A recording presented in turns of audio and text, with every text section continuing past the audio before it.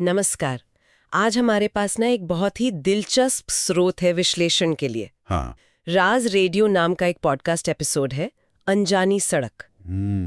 ये सिर्फ कहानी नहीं है, बल्कि दो भाइयों का अपना अनुभव है। अच्छा, मतलब आंखों देखा हाल। हाँ बिल्कुल।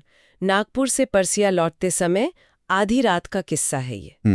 और देखिए, स्रोत के मुताबिक उनका सामना कुछ ऐसी घटनाओं से हुआ जो मतलब हमारे रोजमर्रा की समझ से बिल्कुल परे हैं। जैसे रास्ता बदल जाना एकदम अचानक, समय का रुक जाना, और सबसे अजीब, एक अनचाहा हमसफर।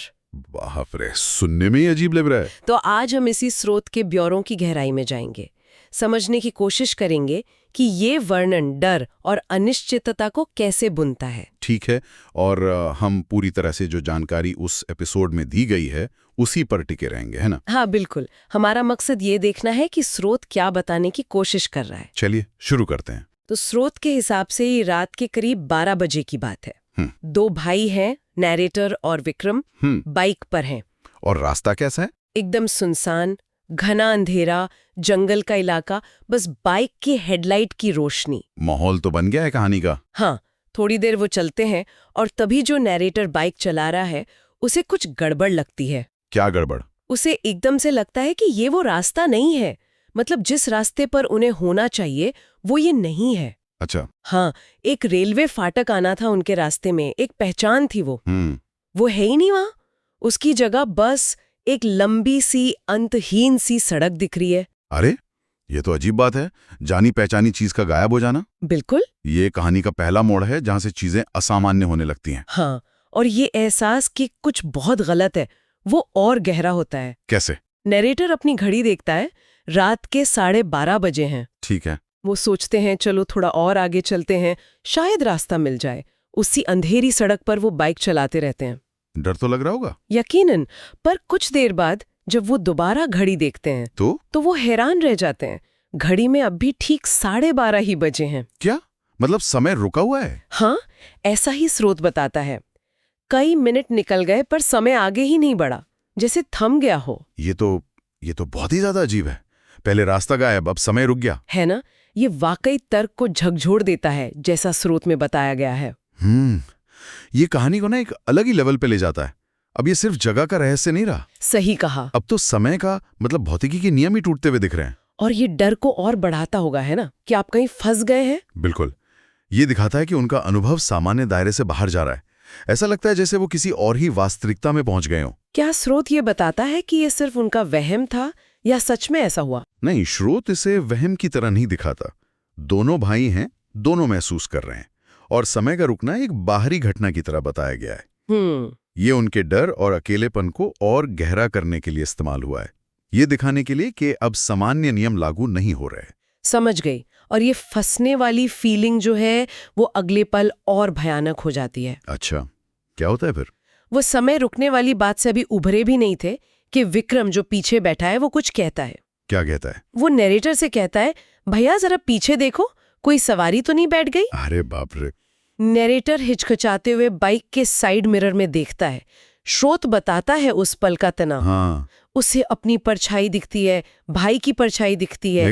लेकिन उन दोनों के पीछे एक तीसरी परछाई भी है, एक अजनबी साया। ओह, शीशे में। हाँ, रात का सन्नाटा, अनजान सड़क और शीशे में एक तीसरा साया।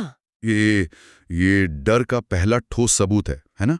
अब सिर्फ महसूस नहीं हो रहा, दिख रहा है। बिल्कुल, डर अब दिखने लगा है। परछाई वैसे भी डरावनी होती है, किसी चीज की मौजूदगी का इशारा, पर पूरी तरह साफ नहीं। सही कहा। स्रोत इसे डर के अगले लेवल की तरह इस्तेमाल कर रहा है। पहले माहौल अजीब था, समय रुका, पर अब कोई बाहरी चीज उनके साथ है। और ये डर अगले ही पल आतंक में बदल जाता है। कैसे? वो परछाई देखते ही घबरा जाते हैं, बाइक तेज करते हैं। हाँ, जाहिर है कि शायद पीछे छूट जाए। हाँ, पर जैसे ही स्पीड बढ़ाते हैं, विक्रम जोर से चीखता है। क्यों, क्या हुआ? वो चिल्लाता है, भैया बाइक रोको, कोई और भी हमारे साथ बैठा है। क्या मतलब? कहाँ बैठा है? नैरेटर डरते डरते नीचे देखता है, और स्रोत के मुताबिक जो वो देखता है वो रोंगटे खड़े कर देने वाला है। क्या देखता है? सचमुच, बाइक की सीट पर उन दोनों भाइयों के बीच में एक काला घना साया बैठा है। उनके बीच में? बाइक पर? हाँ, और उसकी आंखें, स्रोत कहता है, अंगारों की तरह दहक रही थीं। हे भगवान, ये तो बहुत ही ज्यादा डरावना है। पहले सिर्फ परछाई थी, अब तो वो सच में उनके साथ बैठा है, वो भी उनके बीच में। हाँ, ये निकटता ये डर को कई गुना बढ़ा देती है। खतरा बाहर नहीं, आपके बिल्कुल साथ है।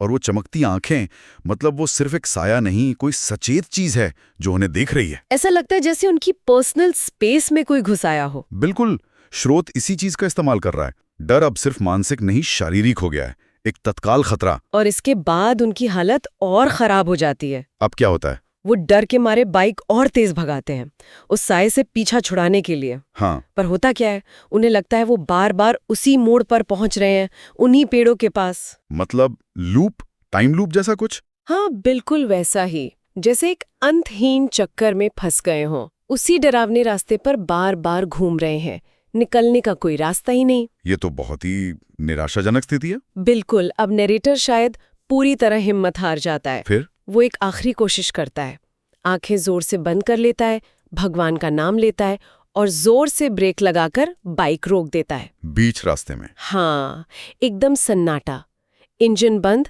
सिर्फ रात की आवाज। और फिर जब वो हिम्मत करके आंखें खोलता है तो स्रोत बताता है कि सब कुछ बदल चुका है। बदल चुका है मतलब? वो उसी रेलवे फाटक पर है। क्या वही फाटक जो गायब हो गया था? हाँ, वही फाटक जो शुरू में नहीं था, अब उनके सामने है। सड़क जानी पहचानी लग रही है, सब कुछ सामान्य। और वो साया, वो अंतहीन सड़क, गायब, जैसे कभी थे ही नहीं। ये बहुत अजीब है। मतलब लूप में फंसना और फिर अचानक सब ठीक हो जाना। ऐसा लगता है जैसे वो किसी दूसरी दुनिया में चले गए थे और फिर आंखें बंद करके वापस आ गए। ये आंखें बंद करना और भगवान का नाम लेना, क्या स्रोत बताता है कि इसी वजह से वो वापस आए? नहीं, स्रोत सीधे तौर पर ऐसा नहीं कहता, और शायद यही बात इसे और रहस्यमयी बनाती है। अच्छा, हो सकता है ये लोक कथाओं जैसा हो, जहां विश्वास से बुरी शक्ति भाग जाती है, या शायद मनोवैज्ञानिक हो। मतलब बहुत ज्यादा डर में आंखें बंद करने से दिमाग को स्थिति से बाहर आने में मदद मिली हो, जैसे कोई बुरे सपने से जाग जाए। ये भी हो सकता है। स्रोत बस बताता है कि ऐसा हुआ, कारण नहीं बताता। पर यह जरूर है कि उन्हें वापस आने के लिए कुछ करना पड़ा। और कहानी का सबसे अजीब हिस्सा तो अभी बाकी है। अभी और भी है। हाँ, जब नरेटर फाटक पर पहुंचने के बाद घड़ी देखता है तो क्या टाइम होता है? रात के 3 बज रहे होते हैं। 3? लेकिन जब समय रुका था तब तो 12:30 थे। हाँ, मतलब करीब 2.5 घंटे गायब है। 2.5 घंटे? उन्हें बिल्कुल याद नहीं कि वो 2.5 घंटे कहाँ गए, कैसे बीते। पूरी तरह से खोया हुआ समय। बाप रे, लॉस्ट टाइम फिनोमेनन। ये तो वाकई डरावना है। और कहानी के आखिर में स्रोत कुछ और बातें बताता है। क्या? एक तो ये कि वो अजीब सड़क उन्हें फिर कभी नहीं मिली, किसी नक्शे पर भी नहीं। और दूसरा, उस रात का असर विक्रम पर बहुत बुरा पड़ा। क्या हुआ उसे? वो कई दिनों तक तेज बुखार में रहा और उसे लगातार उस काले साए की हंसी सुनाई देती रही। हंसी बुखार के साथ? हाँ, स्रोत यही बताता है। ये खोया हुआ समय और विक्रम पर जो असर हुआ, हाँ? ये दोनों चीजें कहानी को और ज्यादा पुख्ता करती हैं। कम से कम कहानी के नजरिए से। सही। ये दिखाती हैं कि ये सिर्फ कुछ मिनटों का वहम नहीं था। 2.5 घंटे गायब होना बहुत बड़ी बात है। और विक्रम का बीमार पड़ना, वो हंसी सुनना। हाँ, ये दिखाता है कि उस अनुभव का कितना गहरा असर पड़ा, शारीरिक भी और मानसिक भी, जैसे पोस्ट ट्रॉमेटिक स्ट्रेस होता है।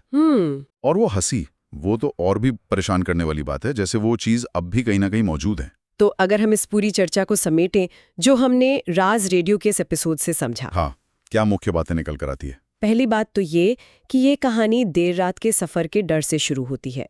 सुनसान सड़क, अंधेरा। एक क्लासिक सेटअप। फिर कहानी आगे बढ़ती है जब जानी पहचानी चीजें बदलने लगती हैं। हाँ, जैसे रेलवे फाटक का गायब होना और समय का रुक जाना, ये वास्तविकता पर ही सवाल उठा देते हैं। बिल्कुल। फिर डर का रूप बदलता है।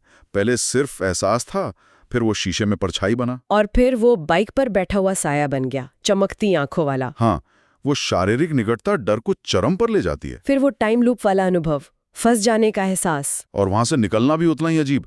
आंखें बंद की, रुके और सब सामान्य, लेकिन 2.5 घंटे गायब। हाँ, ये रहस्य को सुलझाने की बजाय और उलझा देता है। और आखिर में उस अनुभव का स्थायी असर, खोया हुआ समय, वो सड़क जो फिर नहीं मिली और विक्रम की हालत, ये सब मिलकर उस अनुभव की गंभीरता को दिखाते हैं, जैसा स्रोत ने बताया है।